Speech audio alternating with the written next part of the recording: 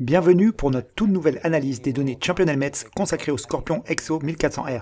Il s'agit du meilleur casque de sport touring de Scorpion et nous allons tenter de répondre à la question suivante: quelles sont ses performances sur la route?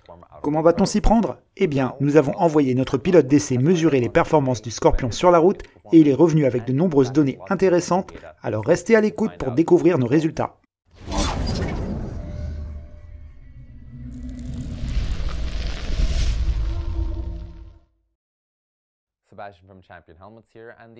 C'est Sébastien de Champion Helmets et le Scorpion EXO 1400R est le meilleur casque de sport touring de Scorpion.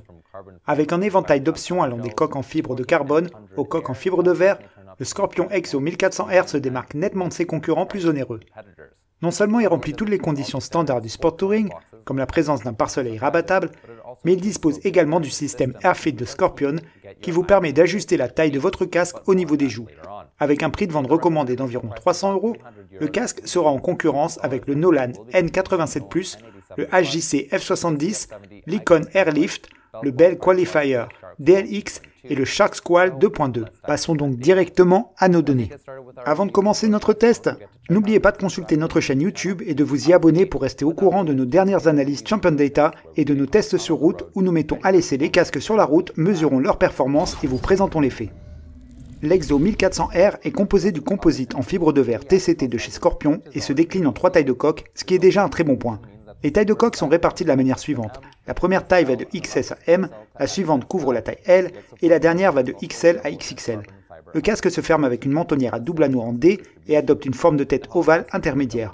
Au niveau de la sécurité, il a été testé par Sharp et a obtenu 4 étoiles sur 5, ce qui est un très bon résultat. En ce qui concerne le poids, le casque Scorpion s'en sort très bien puisqu'il pèse environ 1450 grammes, ce qui est un résultat remarquable. La version en carbone fait encore mieux puisqu'elle pèse 1280 grammes, soit environ 100 grammes de moins, ce qui est vraiment fantastique. En comparaison avec la concurrence, ce casque est donc légèrement plus léger que le Nolan N87+, et le Shark Squall 2.2. Et il surpasse même certains concurrents haut de gamme comme le Shoei GT-R2 qui pèse 30 grammes de plus et le Bellstar DLX MIPS qui pèse 70 grammes de plus. Voilà donc déjà des résultats très intéressants, mais nous devons tempérer nos espoirs jusqu'à ce que nous sachions comment il s'en sort sur la route. Venons-en maintenant à la visière qui vous offrira un champ de vision fantastique et qui est livré préparé Pinlock avec la lentille Max Vision dans la boîte.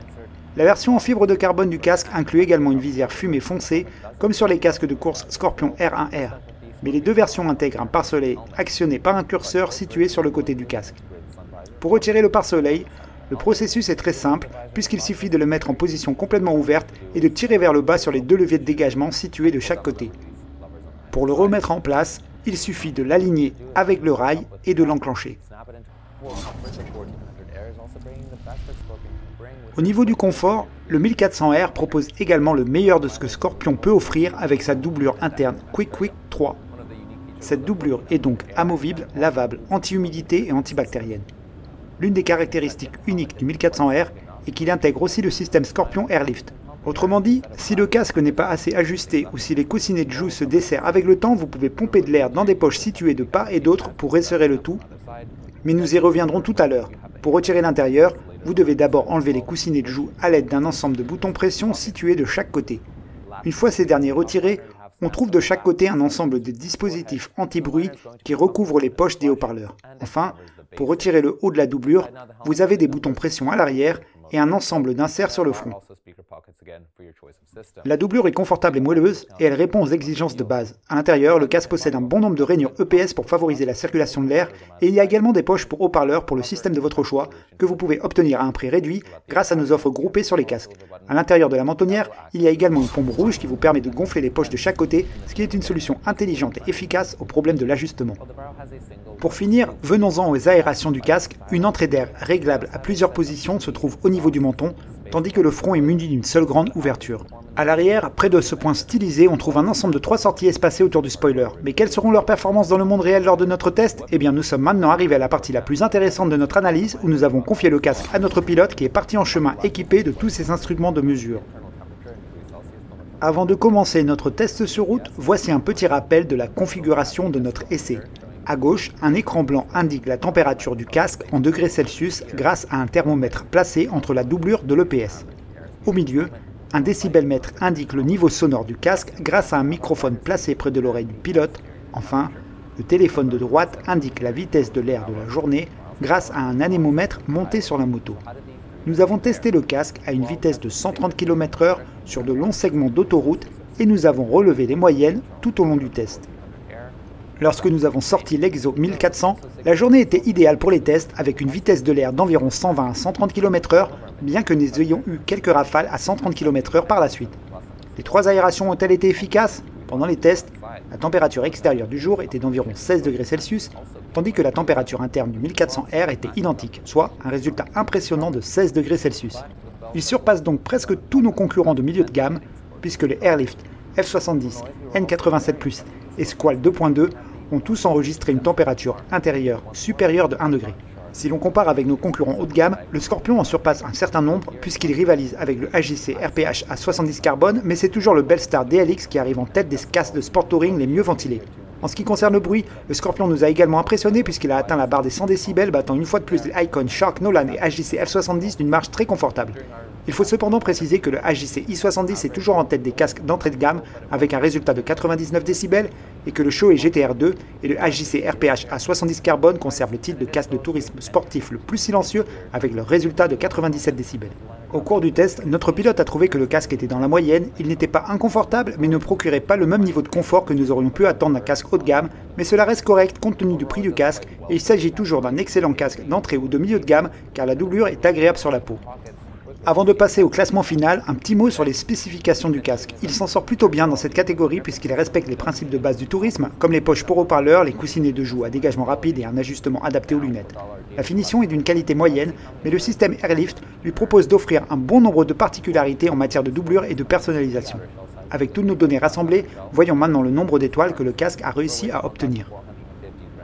Au niveau du matériel, le Scorpion est disponible en 3 tailles de coque extérieure avec une coque extérieure en fibre de verre, ce qui lui rapporte 3,5 étoiles.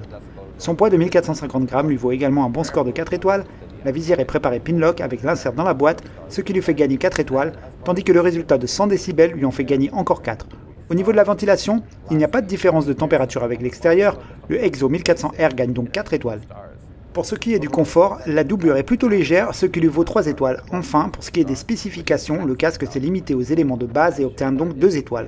Au total, il obtient une moyenne de 3,5 étoiles à 12 € par étoile, ce qui est un excellent rapport qualité-prix et montre qu'il s'agit d'une très bonne option pour les pilotes débutants. Mais nous devons tout de même considérer son résultat lorsque nous le mettons en perspective avec les autres concurrents du sport touring. Pour mettre le casque en perspective et lui attribuer notre note finale Champion Helmet, nous avons comparé et classé l'Exo 1400R par rapport à ses concurrents de sport touring en fonction de leur moyenne d'étoiles et de leur rapport qualité-prix. Une fois ce classement établi, nous avons attribué un bonus supplémentaire de qualité-prix conformément à notre formule. Le Scorpion a réussi à se classer à une très bonne place, ce qui lui a valu un bonus de 2,2. Le casque obtient donc une note finale de 6,7, ce qui reste un très bon résultat.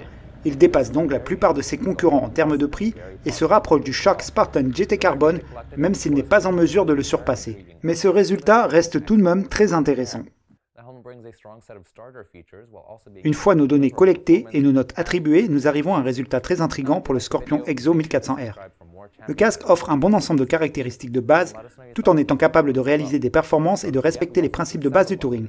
Si vous avez aimé cette vidéo, abonnez-vous pour recevoir d'autres critiques et tests sur route championnat d'État, et faites-nous part de vos impressions dans les commentaires ci-dessous.